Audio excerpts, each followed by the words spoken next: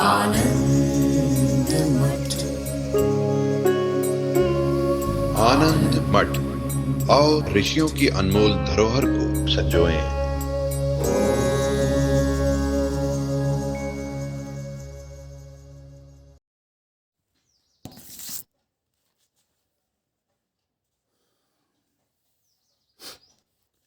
प्रभु श्री राम जी बोलते हैं कि इति में दोषदावाग्नि दग्धे महति चेतसी। इस तरह से संसार के दोषों को देख करके मेरे भीतर एक अग्नि प्रज्वलित हुई है। दोष दर्शन रूप अग्नि प्रज्वलित हुई है और वह जो दोष दर्शन रूप अग्नि है उसने समस्त भोगों की आशाओं को जला दिया है। प्रस्फुरन्ति न भोगाशा मृगतृष्णा सरस्विव। तो अब दोष दर्शन रूप अग्नि में शोभन बुद्धि रूप जो तृष्णा है वो जल गई। हमें किसी भी विषय वस्तु में सुख तभी मिलता है जब हमें उसकी प्यास होती है। मन में जिस वस्तु की तृष्णा है वही वस्तु सुख देती है, केवल वस्तु सुख नहीं देती है। केवल वस्तु में अथवा व्यक्ति में सुख देने की सामर्थ्य नहीं है अगर उसको पाने की तृष्णा न होवे।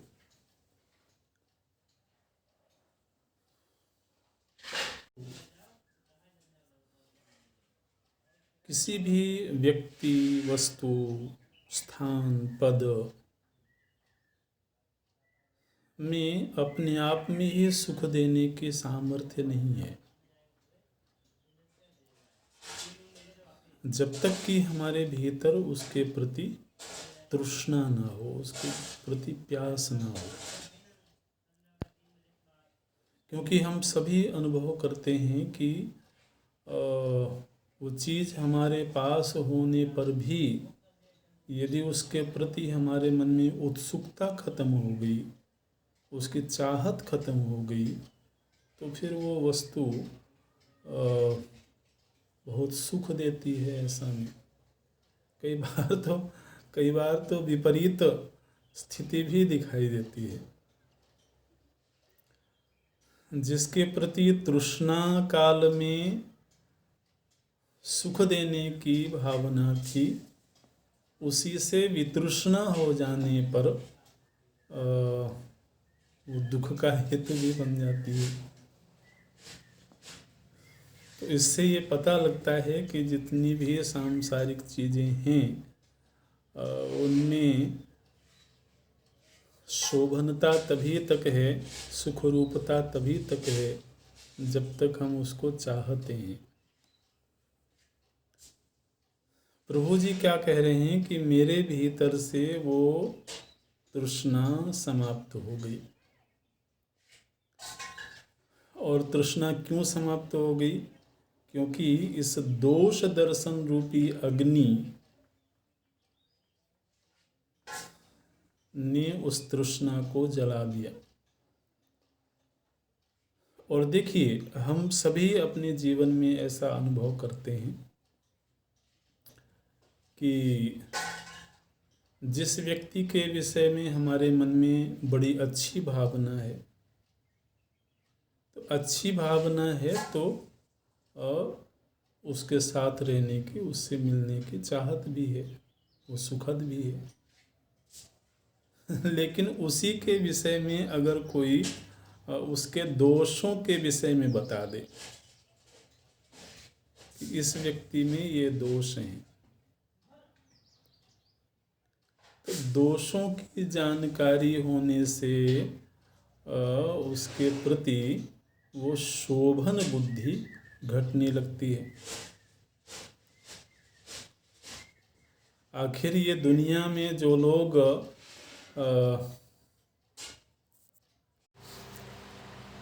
तो हम लोग देखते हैं हर व्यक्ति के जीवन में प्रेम के रिश्ते बनते हैं। दुनिया की वस्तुएं, परिस्थितियाँ, पद अच्छे लगते हैं, उनसे सुख मिलता है। जीवन का एक लंबा दौर उन सब चीज़ों में गुजरता है। लेकिन हम सभी अपने जीवन में ये भी अनुभव करते हैं कि जिस वस्तु को, जिस व्यक्ति को हमने बहुत महत्व दिया, जिससे हमको बड़ा सुख भी मिला, लेकिन धीरे धीरे करके जब उसी के दोष दिखने लगे, है ना, तो वो जो शोभनता है वो शिथिल होने लगी।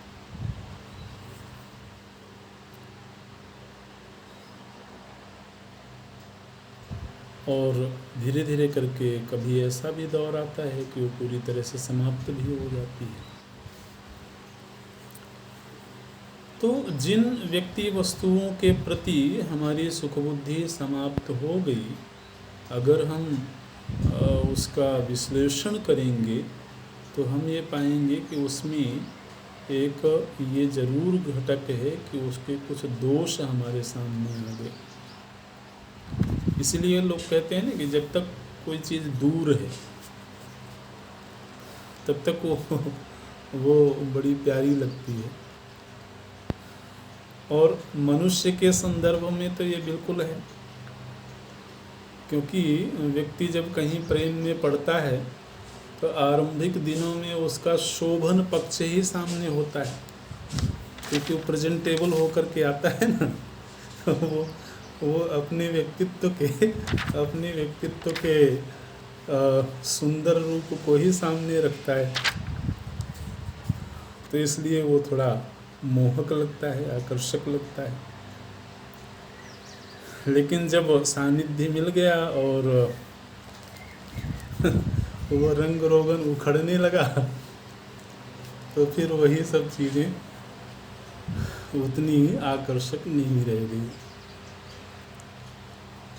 तो कहने का ढंग है, लेकिन अनुभूतियाँ सभी के मन की ऐसी ही हैं। राम जी बोलते हैं कि मैंने दुनिया की हर वस्तु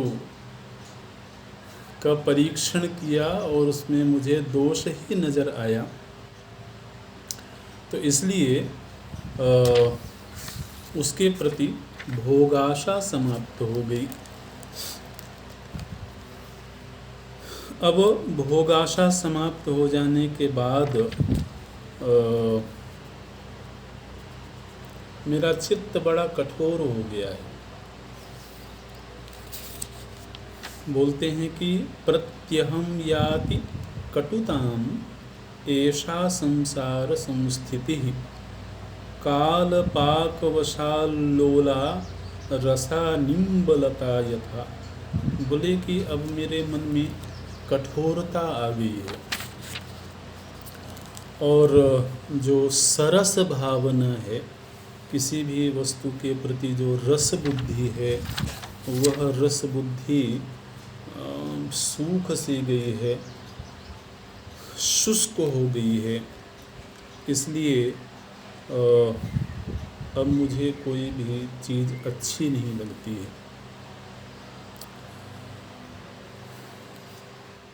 बोलते हैं कि और मैं ये भी देख रहा हूँ कि दुनिया में हर पल हर क्षण लोग मर्यादाओं को तोड़ने में लगे हुए हैं। इस प्रसंग को पढ़ करके एक विचार मन में आया कि प्रभु श्री राम जी को त्रेता युग में मर्यादा पुरुषोत्तम के रूप में अवतार लेने की आवश्यकता क्यों पड़ी?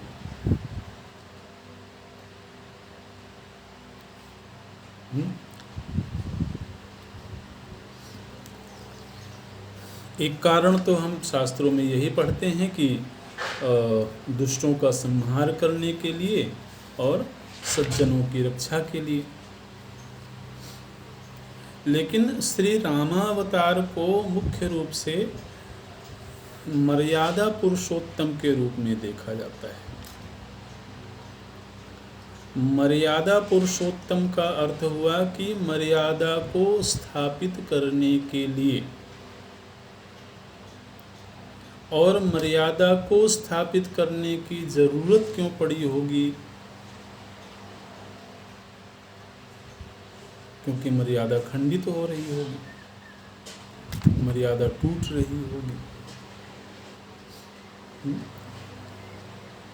सतयुग में शायद लोग शास्त्र मर्यादा में रहते होंगे। मर्यादा का अर्थ है अनुशासन। मर्यादा का अर्थ है वो शासन व्यवस्था जो हमारे जीवन को उत्थान की ओर ले जाती है। मर्त्यैहि आद्रियते इति, मर्यादा शब्द को ऐसे व्याख्या की जाती है कि शास्त्र ने, वेद ने एक अनुशासन पद्धति प्रस्तुत करी, एक अनुशासन की व्यवस्था दी। तो हम जब उस अनुशासन में हैं तो हम कल्याण की ओर जा रहे हैं, मंगल की ओर जा रहे हैं। युग परिवर्तन, जब एक बार सतयुग है तो हमेशा सतयुग ही क्यों नहीं रहता है? अच्छा, ये भी देखिएगा कि जो हमारे शास्त्रों में काल गणना है, तो काल गणना में सबसे कम जो आयु है वो कलयुग की है ना। कलयुग से ज़्यादा आयु द्वापर की है, द्वापर से ज़्यादा त्रेता की है, और त्रेता से ज़्यादा आयु सतयुग की है। इसका मतलब है कि इस सृष्टि में सतयुग ज़्यादा लंबे समय तक रहता है।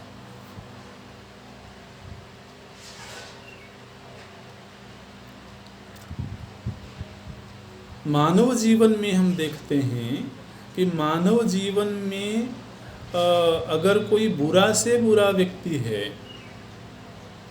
तो वह भी 24 घंटे बुरा नहीं रहता है।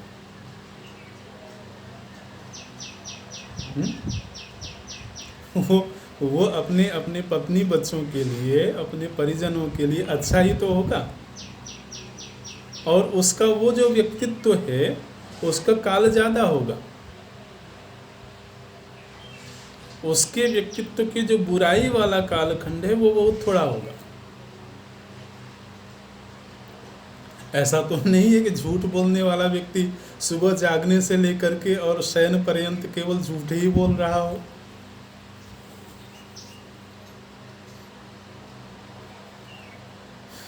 तो हम मानवीय जीवन में देखते हैं कि व्यक्ति की अच्छाई का काल लंबा होता है, व्यक्ति के शोभन पक्ष की जो आयु है वो ज़्यादा होती है। इसलिए दुनिया में हम ये पूरी तरह से ऐसा मुहर नहीं लगा सकते हैं कि अगर कोई व्यक्ति गलत हो गया, उसने कोई गलती कर दी, कोई उसने गलत कदम उठा दिया, तो अब वो पूरा व्यक्तित्व ही उसका गलत हो गया। ये हमारे शास्त्र इस ढंग से विचार नहीं करते हैं।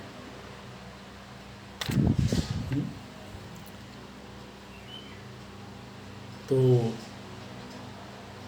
इसलिए ये ध्यान में आया कि सतयुग का काल सबसे लंबा है। इसका मतलब ये हुआ कि व्यक्ति ज़्यादातर समय शास्त्र के मर्यादा में जीता है। और देखिए, हम सभी, चाहे भले हमने कोई वेद शास्त्र ना पढ़े हों, लेकिन हम सभी के जीवन में कोई अनुशासन तो है। हमारे स्वयं का बनाया हुआ अनुशासन, प्रकृति का बनाया हुआ अनुशासन। कई बार हम जब अनुशासन तोड़ते हैं तो प्रकृति भी अपने शासन के द्वारा हमें नियंत्रित करती है। जैसे कि हमने कोई ऐसा खाद्य पदार्थ ग्रहण कर लिया जो हमें नहीं करना चाहिए था, जो हमारे शारीरिक मर्यादा के अनुरूप नहीं था। तो शारीरिक मर्यादा को तोड़ने पर फिर कौन नियंत्रित करता है? प्रकृति नियंत्रित करती है। शरीर रुग्ण हो गया, बीमार हो गया, है ना, मन में आधी व्याधि आ गई, तो प्रकृति नियंत्रित कर रही है ना। इसका मतलब है कि प्रकृति के द्वारा, हमारे मन के द्वारा, हमारी भावनाओं के द्वारा, परिवार समाज के द्वारा भी हम एक अनुशासन में ही हैं। वो बहुत सारी चीज़ें लिखित में टेबल पर रखी हो ऐसा ज़रूरी नहीं है, लेकिन सुबह से उठ करके हमारी जो भी जीवनचर्या है वो किसी अनुशासन के तहत ही संचालित हो रही है। कुछ क्षण के लिए हो सकता है हम बुरे हो जाते हैं, कुछ क्षण के लिए हो सकता है हम मर्यादा को तोड़ देते हैं, और जब हम मर्यादा को तोड़ते हैं तो फिर हम उसके दंड के भागी भी बनते हैं।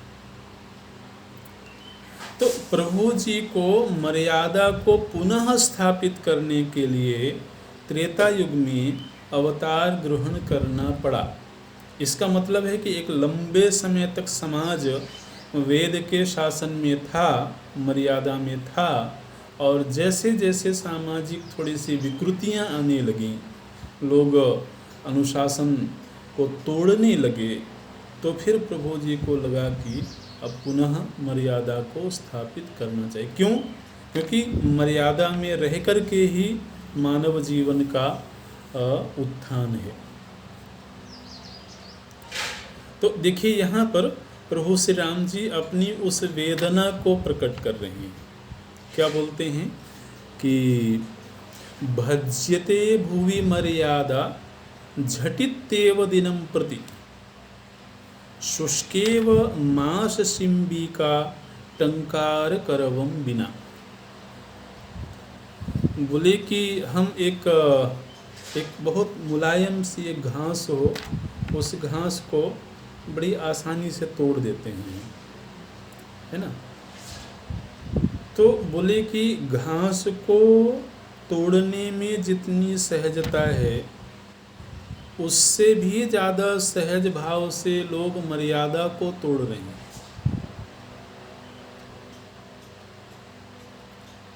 उस तिनके को तोड़ने में हो सकता है थोड़ी सी ध्वनि हो, लेकिन मर्यादा को तोड़ने में कोई ध्वनि नहीं हो रही।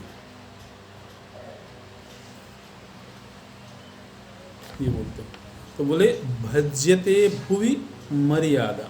इस धरती पर मैं देख रहा हूँ कि झटित्येव दिनं प्रति, झटिति बहुत शीघ्रता से, अति शीघ्र ही लोग मर्यादाओं को तोड़ रहे हैं, और इसलिए भी जीवन में विकृतियां देखने को मिल रही हैं। मैं समझता हूँ कि राज्येभ्यो भोगपूयेभ्यः चिंतावद्भ्यो मुनीश्वर निरस्त चिंता कलिता वरमेकांत शीलता। राम जी बोलते हैं कि मैं समझता हूँ कि विविध प्रकार की मानसिक चिंताओं से भरे हुए राज्य सुख के भोगों की अपेक्षा उन महात्माओं का जीवन श्रेष्ठ है जो सांसारिक सुखों से विरक्त होकर के एकांत सेवन कर रहे हैं। राज्य वैभव में सुख तो दिखाई दे रहा है, ऐश्वर्य तो दिखाई दे रहा है, लेकिन वह ऐश्वर्य ऐसा है जो अनेक तरह की चिंताओं से भरा हुआ है, मानसिक ताप से भरा हुआ है। इसलिए उस राज्य की अपेक्षा वरम एकांतशीलता, एकांतशीलता वरम। अब आप जरा सोचिए कि कोई राजकुंवर ये बात कह रहा हो, जिसके वंश के लोग प्रतीक्षा में हों कि बहुत शीघ्र ही राज तिलक हो जाए और राजगद्दी पर बैठें। उनका क्या कहना है?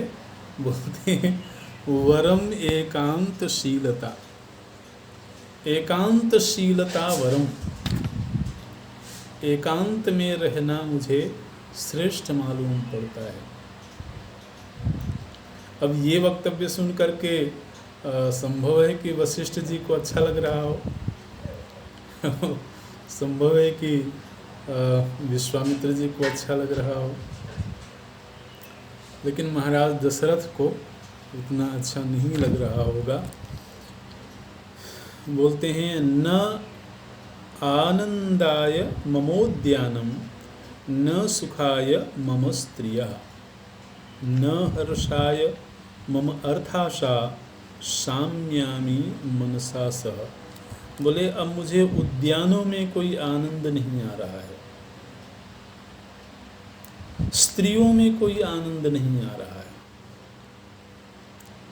धन की चाहत में कोई आनंद नहीं आ रहा है, धन की प्राप्ति में कोई आनंद नहीं आ रहा है, बल्कि मैं अपने मन को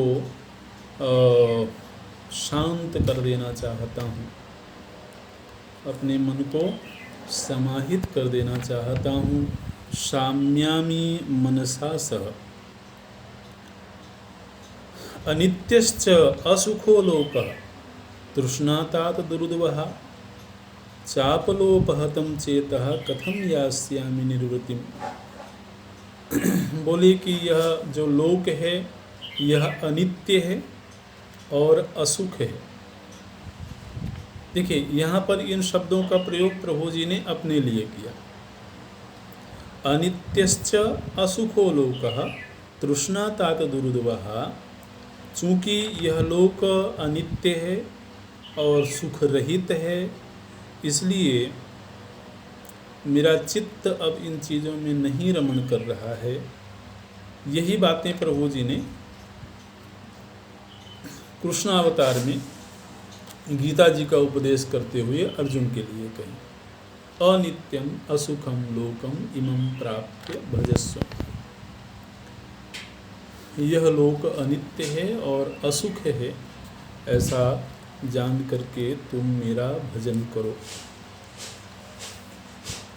न अभिनंदामि मरणम न अभिनंदामि जीवितम यथा तिष्ठामि तिष्ठामि तथैव विगत ज्वरम। संभव है कि किसी को ये दुनिया वीरान लगने लगे, किसी को ये दुनिया नीरस लगने लगे, तो उसको मृत्यु शोभन लगे। जो लोग अपने आप ही मृत्यु का वर्ण करते हैं, वो शायद इसी आशा में करते होंगे कि दुनिया में तो कोई सुख है नहीं, तो हो सकता है मृत्यु के अनंतर कोई सुख हो, या मृत्यु के अनंतर सुख हो कि नहीं हो, लेकिन कम से कम इस दुख से तो निवृत्ति हो जाएगी। इस अभिलाषा से भी लोग स्वेच्छा से मृत्यु का वर्ण कर लेते हैं। राम जी कहते हैं कि हे मुनिवर, मैं मरण का भी अभिनंदन नहीं कर रहा हूँ। न अभिनंदामि मरणम, मैं मरण का भी अभिनंदन नहीं कर रहा हूँ, और न अभिनंदामि जीवितम, मैं जीवन का भी अभिनंदन नहीं कर रहा हूँ।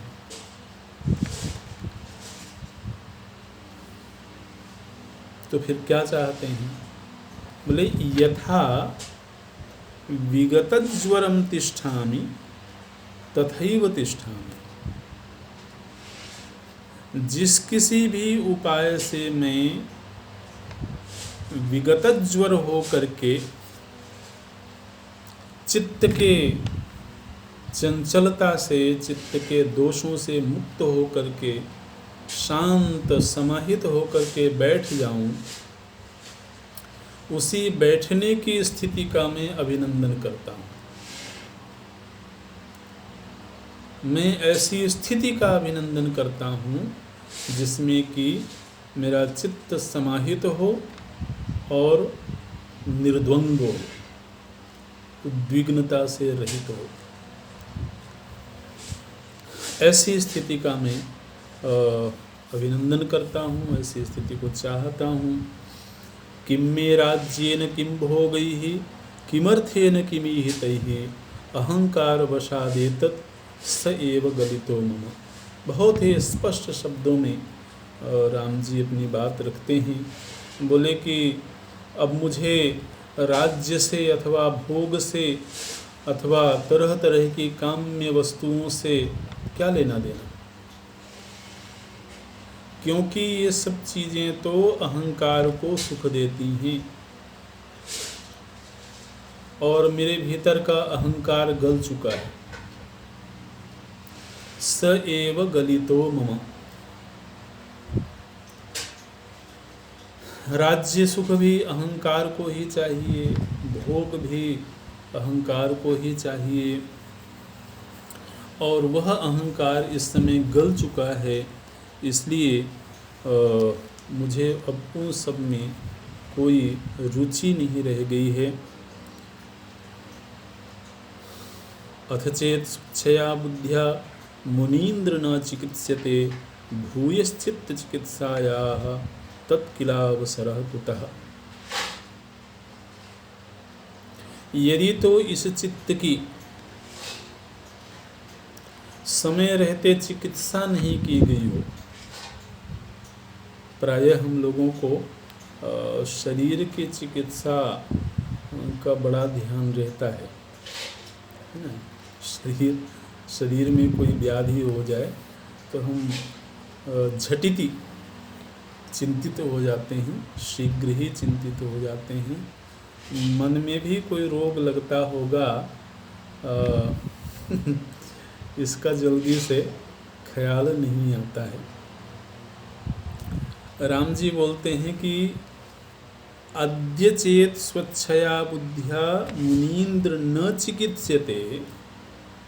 बोलते हैं हे मुनीश्वर, आज ही स्वच्छ बुद्धि के द्वारा यदि कोई अपने चित्त की चिकित्सा ना करे,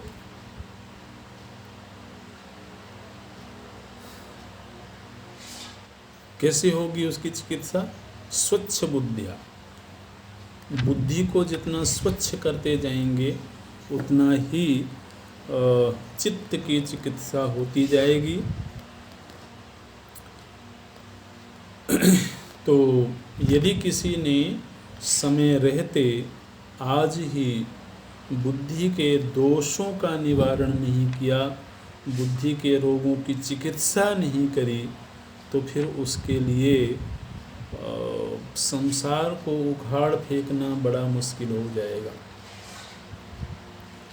संसार में इस तरह से वो आबद्ध हो जाएगा कि फिर उसे उखाड़ना उसके लिए बड़ा कठिन प्रसंग हो जाएगा।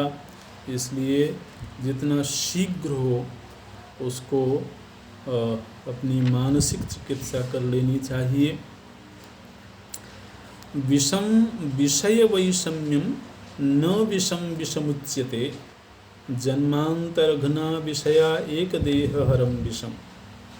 बोले कि ये जो दुनिया में विष के रूप में प्रसिद्ध वस्तु है, उसको मैं विष नहीं मानता हूँ, बल्कि ये जो विषय भोग हैं ये मेरी दृष्टि में विष है। क्योंकि वो लोक में प्रसिद्ध विष तो एक ही शरीर को मृत्यु प्रदान करेगा, जबकि ये विषय भोगों की तृष्णा रूपी जो विष है ये एक बार जन्म देगा, फिर से मृत्यु प्रदान करेगा, फिर जन्म देगा, फिर मृत्यु प्रदान करेगा। आखिर विष से व्यक्ति इसीलिए भयभीत है ना कि उससे कहीं मृत्यु ना हो जाए।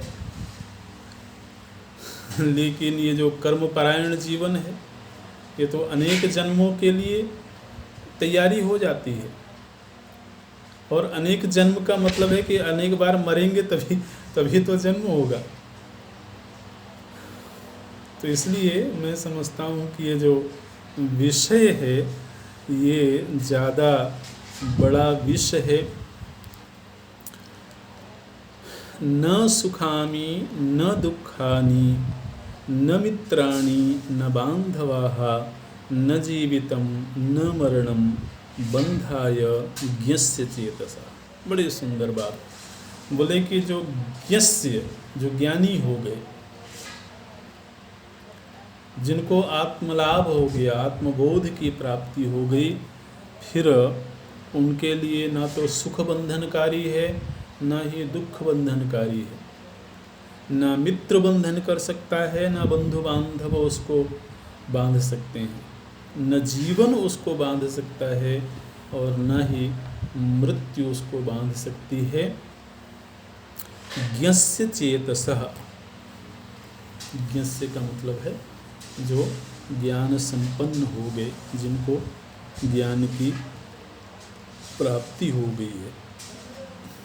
इसलिए हे भगवान, तद्भवामि यथा ब्रह्मन् पूर्वापरविदाम्बर। राम जी स्पष्ट रूप से गुरुजनों के सम्मुख अपनी बात कहते हैं कि इसीलिए मैं भी उन्हीं ज्ञानियों की तरह बंधन मुक्त हो जाना चाहता हूँ।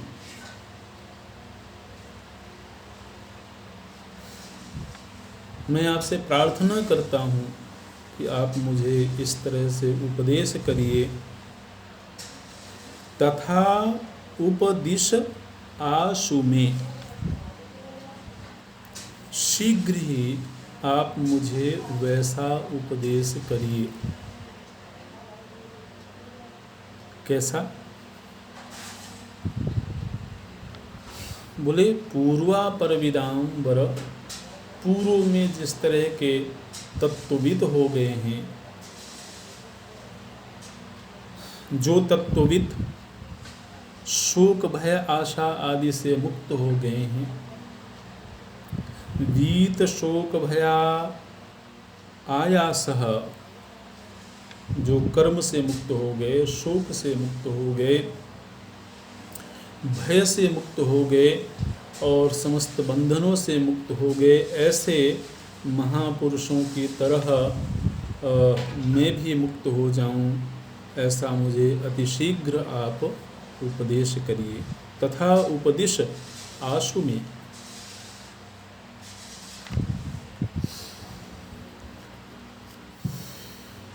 और इस समय तक चित्त इतना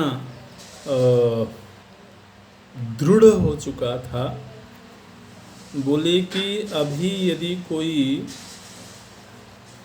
मेरे शरीर को तेज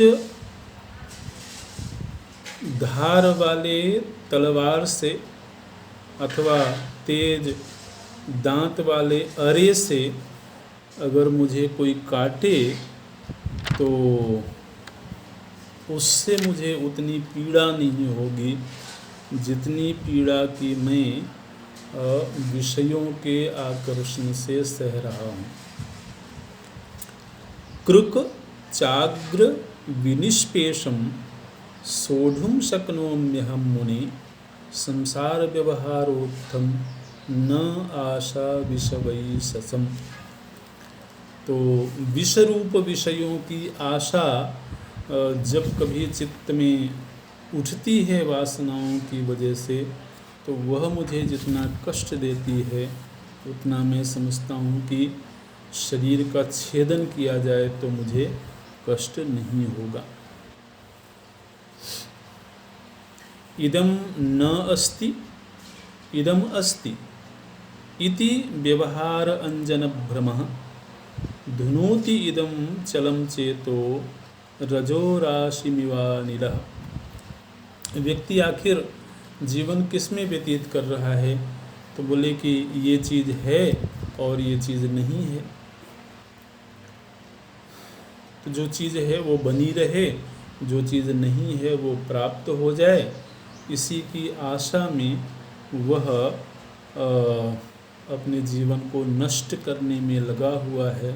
मैं समझता हूँ कि ये एक बहुत बड़ी दुराशा है। तृष्णा रूपी धागे में बंधा हुआ यह जीव शरीर से आबद्ध है और एक नहीं अनेक शरीरों से आबद्ध है। संसारहार मरति कालव्याल विभूषणम त्रोटयाम्यहमक्रूरम बागुरामिव केसरी। जिस तरीके से रोष में भर करके कोई सिंह, कोई शेर अपने दृढ़ जाल को भी तोड़ डालता है, इसी तरीके से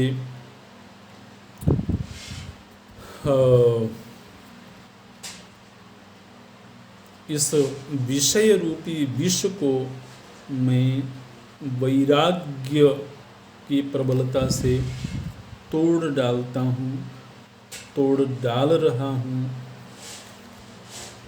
निहारम हृदयाटव्याम मनस्तिमिरमाशु में केन विज्ञान दीपेन भिन्धि तत्वविदाम्बर। चित्त में जो अज्ञान का अंधकार छाया हुआ है,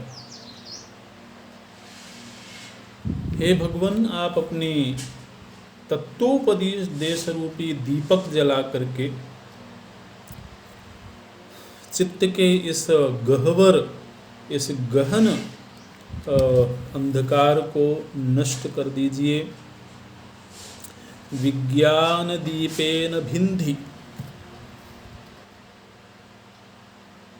विज्ञान का दीपक जला करके आप इस तिमिर को, मैं तिमिरम आशु भिन्धि, मेरे हृदय की इस तिमिर को, इस अज्ञान को शीघ्र ही नष्ट कर दीजिए।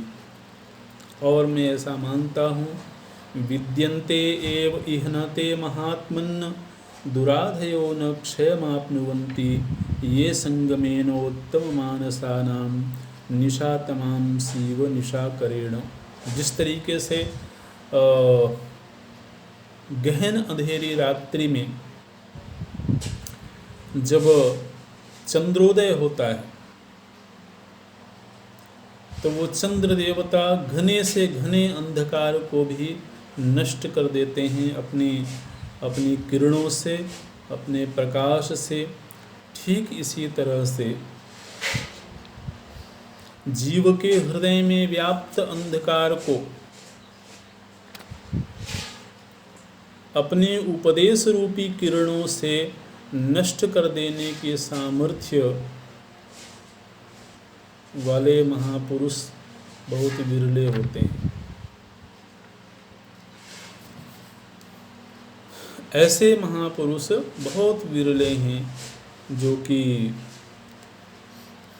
जिनकी वाणी रूपी किरणें जीव के हृदयस्थ अहंकार अंधकार को नष्ट कर दें। विद्यन्ते एव इह नते महात्मन्, ऐसे महात्मा बहुत दुर्लभ हैं, लेकिन आप ऐसे महापुरुषों की श्रेणी में ही हैं।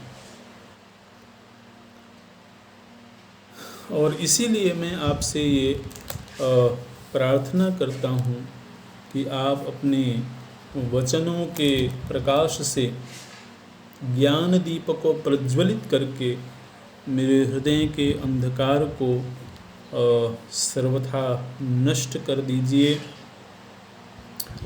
अन्यथा तो यह जो प्राणी है यह इस तरीके से इस संसार कीचड़ में धंस गया है कि वह अनेक जन्म भी व्यतीत कर दे, तब भी उसमें ये सामर्थ्य नहीं आएगी कि वह स्वयं अपना उद्धार कर सके। एवं अभ्युत्थित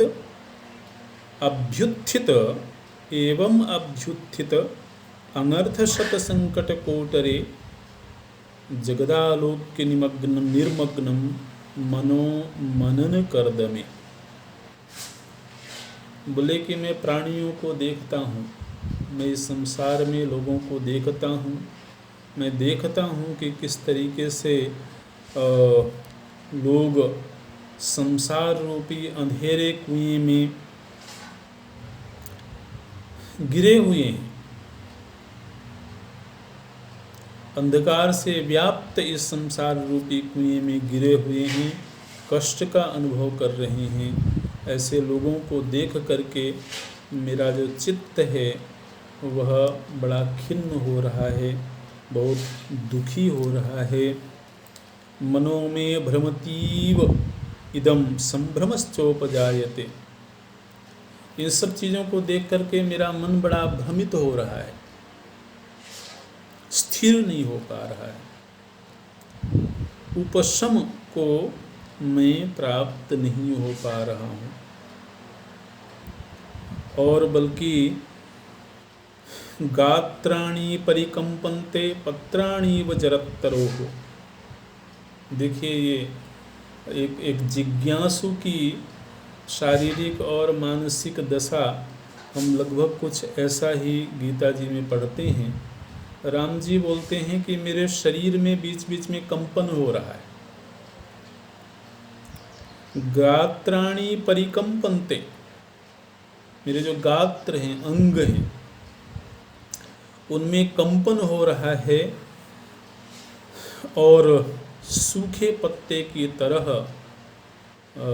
जल रहा है, जैसे सूखे पत्ते में आग लग गई हो।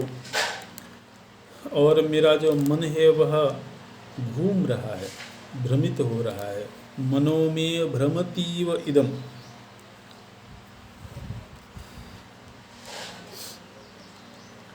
इसलिए आप कृपा करके आप मेरे हृदय के इस अज्ञान को निवृत्त करिए।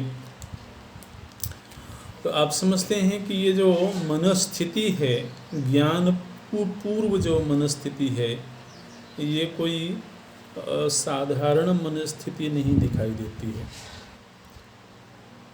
इसमें एक उद्विग्नता है, एक तरह की चंचलता भी है। जब व्यक्ति कहीं स्थिर ना हो पा रहा हो मानसिक तौर पर, और उसे उपलब्ध जो चीज़ें हैं वो उसको सुख न दे पा रही हों, तो ऐसी जो उद्विग्न मनस्थिति होती है, समझते हैं कि वह ज्ञान पूर्व की होती है। किसी किसी में होती है, सभी में तो नहीं होती। अनाप्तोत्तम संतोष धैर्योत्संगाकुला मति शून्यास्पदा विभेतिः बालेवाल्प बलेश्वरा। जैसे कि निर्जन अरण्य में कोई निर्बल स्त्री अकेली हो गई हो,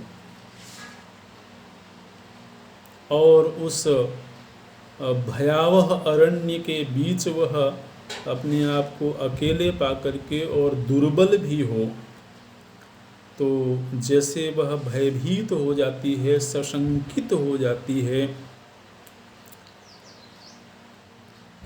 और फिर वह किसी सुखद सुरक्षित आश्रय की तलाश करने लगती है।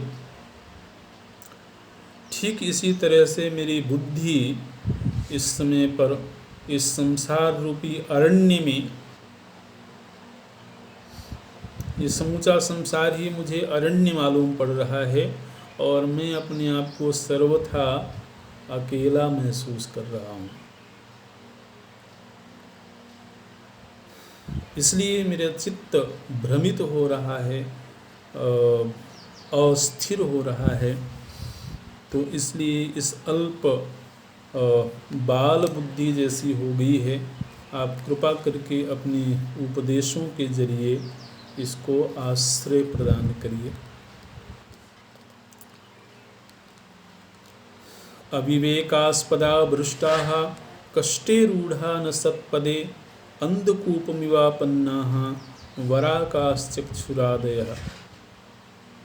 अविवेक के कारण हमारी बुद्धि भ्रष्ट हो गई और हम बड़े कष्ट में घिर गए हैं।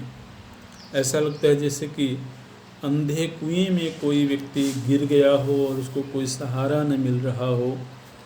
कुछ ऐसी ही स्थिति मेरी हो रही है। इसलिए आप कृपा करके मुझे सत तत्व का उपदेश करिए। ओम पूर्णमदः